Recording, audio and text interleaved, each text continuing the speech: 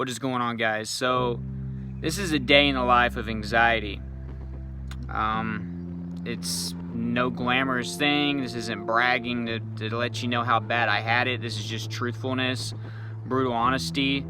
I don't think mental awareness is where it needs to be, and I want to show you how miserable you can be. I had every type of anxiety there was. General anxiety disorder. I had health anxiety, also known as hypochondria. I was a hypochondriac severely. I had panic disorder and would have multiple panic attacks a day, if not all day. I also dealt with bouts of depression and social anxiety. So these are just a few of the things that I used to go through. So basically, let's start in the morning.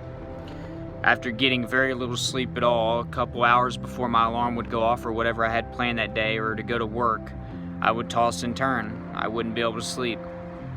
I would keep checking my alarm, and every 10 or 15 minutes, something would wake me up, whether it be a jolt or nausea or tightness in my chest. And with that being said, right when I woke up in the morning, it was the day began with intense pain. My back was crushing pain in the middle and lower back. I had enormous pressure in my chest. I had terrible gas pain and bloating and stomach pains and cramps and just general lethargy and general fatigue. I woke up not wanting to start my day because, I was already tired, I was in pain, and this is just another day in my, at the time, miserable life. So I would wake up, take all my vitamins that I felt were necessary to keep me alive, and suck down some water. I would get into the shower, and generally, depending on what kind of day it was, this is where my panic episodes would start.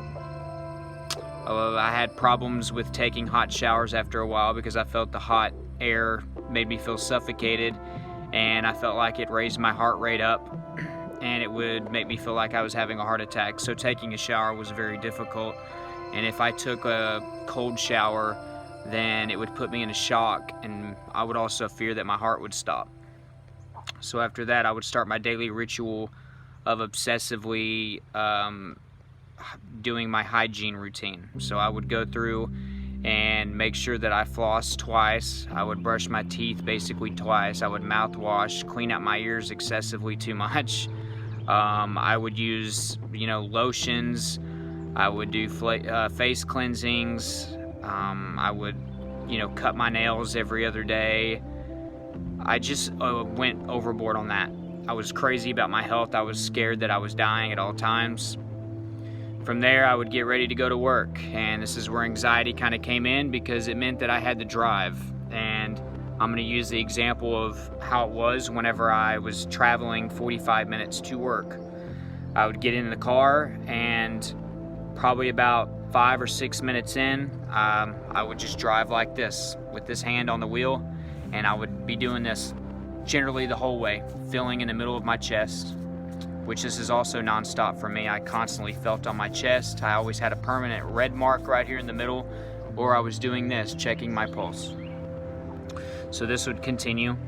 I would pull over maybe once or twice on my 45-minute drive to work, so I would have to leave about an hour and 30 minutes ahead of time just to, prepare myself to pull over. When I pulled over, I would have my handy water bottle, which is more like a water jug, and I'd be chugging water. I would either, if you were driving past me on the road, you'd see me doing jumping jacks or push-ups in my work uniform to snap myself out of it.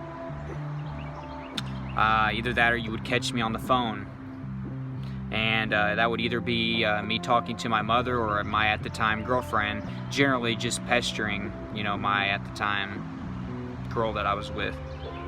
My mother was pretty much the only person I could talk to who would remotely understand, unfortunately. So by the time I got to work, I had a job where I was a manager, so I had added stress. I was in charge of everything, from hiring to firing to inventory to presentation of the whole store. It was in my control. I had the keys to the store, everything. So I would get there and I would unlock the doors and get my day started. And Generally, I wouldn't have crazy amounts of panic attacks at the store, usually because I kept myself way too busy to really think about much, but I did constantly have an ache in my chest.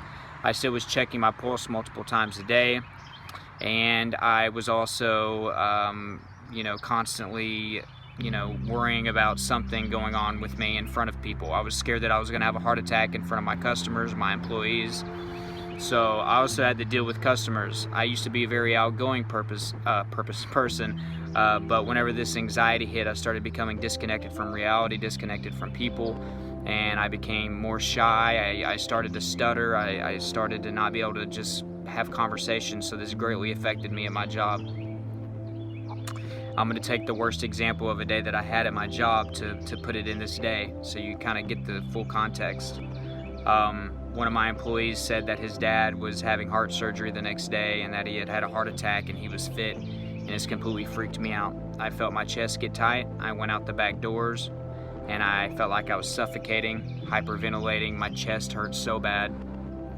And I'm in a town basically by myself where I don't know anybody except for my employees, and I'm not really great friends with them. They're my employees. And from then I called my mother and told her I was going to call an ambulance to come pick me up at work, and she kind of talked me out of it and said that maybe I should just hurry and drive to the hospital, that I was just having a panic attack, but if I need to do what I got to do, I need to do it to get that reassurance. So I went in and told my assistant manager that I was going to the hospital. So I didn't feel good, so she took over.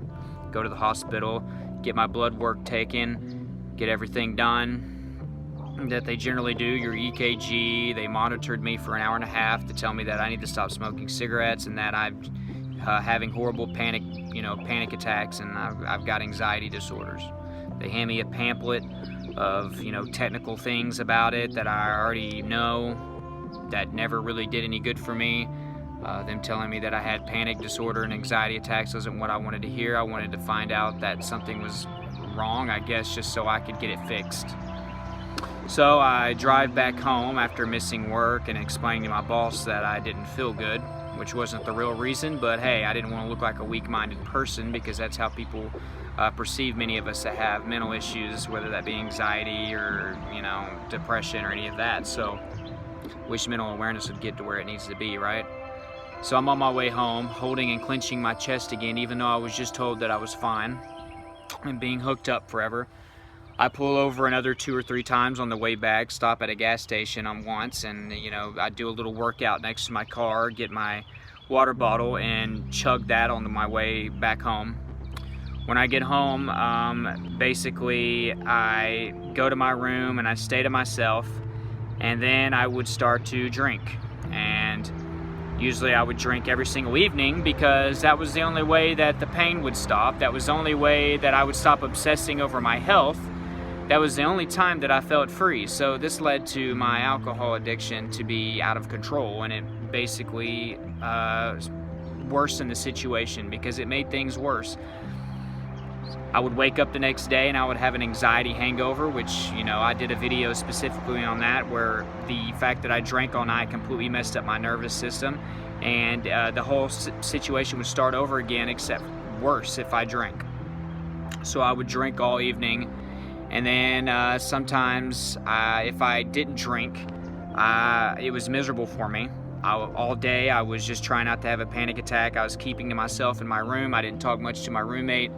I would constantly be feeling on my chest. I'd probably call my girlfriend or my mom one more time that day, complaining about my life, or asking them what they think this symptom is and if I'm going to be okay. And then at night, whenever it was time to go to sleep, I would have to take Benadryl to even get myself remotely in shape to fall asleep, which never really did the trick. I would try to go to sleep at, by 10 o'clock so I could wake up, at 6 and start my day. But generally, no matter how early I went to bed or when I took my Benadryl or what I did, whether it would be exercise or what, it seemed like I wasn't falling asleep until 1:30 or 2 o'clock, and the whole time I'm sitting there laying down, holding my chest, having sharp pains down my chest, dull pains, anything imaginable that's, that you deal with whenever you have anxiety attacks or panic attacks. Feeling like you can't breathe, my IBS, my heartburn, everything was out of control. So yeah, I would deal with that. I would be jumpy, you know, during the day. If anybody snuck up behind me, I would jump or get freaked out easily. I would have moments of anger that is not typical of me. My temper was worse during this period of time. I didn't treat people, you know, the way that I want to be treated. I was more selfish during this period of time. I wanted to figure out what my problem was, what my symptoms were. I didn't think about joining communities. I didn't think about, you know, any of the things that I'm doing for others now. I didn't think of any of that. I didn't think about getting on YouTube and having anybody to help me get through it. All I did was Google my symptoms, which was another part of my day. I spent probably 30 or 40% of my day Googling symptoms about, you know, what could be wrong with me, what type of cancer I had, or what kind of heart disease I had. And this happened every single day. If I would say any days would be better, it might be 5 to 10% better. And I may not even be telling you my worst days. I was miserable. This is the worst thing ever, and I went through this for 3 to 4 years every single day. I eventually got sick of it, I got fed up with it, and I started to work out more. I started looking up foods and diet plans that would help with my anxiety. I started practicing being happy and thankful for the life that I have, and having positive thoughts about whatever it was. I learned basically that I was very negative, and this doesn't go well if you have anxiety. I had to start seeing the glass half full, and that started from when I woke up. And I had to do this every single day. I also started meditating in the mornings and in the evenings, because I found out that this is whenever you can have the most impact on your subconscious mind. I did this every single day. I still had anxiety attack relapses. It took about 2 weeks before I even had a day without much anxiety, but whenever that happened, I was like, wow, I'm onto something. You know, this could work. And I kept going, and then I would have 2 or 3 days a week that I didn't have it. Then I was going 2 weeks without anxiety or panic attacks. And then bam, I would have one, and it would be discouraging, you know? There were a few times where I got back full into it, and I would have panic attacks again for 2 weeks. I had to realize that whenever I would have these moments of, you know, anxiety relapse, that I had to just be strong and accept it. I had to accept the fact that, you know, my subconscious wasn't ready to move on, and I had to keep on pressing on it and influencing it and encouraging it. And that's what I'm doing for you today, guys. I want you to know that I had it as bad as it can get. Really bad. And it was basically the worst period of time in my life. I thought I was dying every single day. So I want you guys to do these, you know, practice these good habits every single day. Always be working out, thinking positive, having positive affirmations. All right, you got to do it every single day. When it gets harder, that's when you got to do it the most. I wish you guys the best of luck. Join my Facebook group down below for anxiety and stress and panic attack support. Join the Instagram. Subscribe if you haven't, and hit that notification bell so you can get updates whenever I have my videos. Like this video and leave me a comment down below and let me know some of the things that, you know, that was basically your worst nightmares.